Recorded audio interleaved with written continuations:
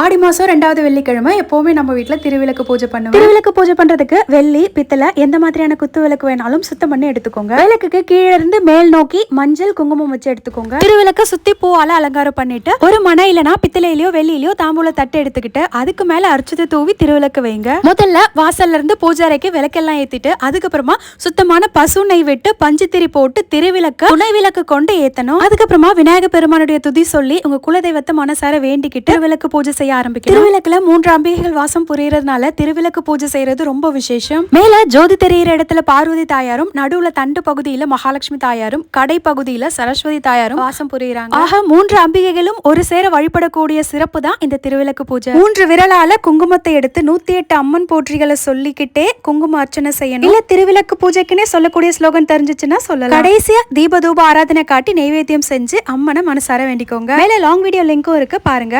பாய்.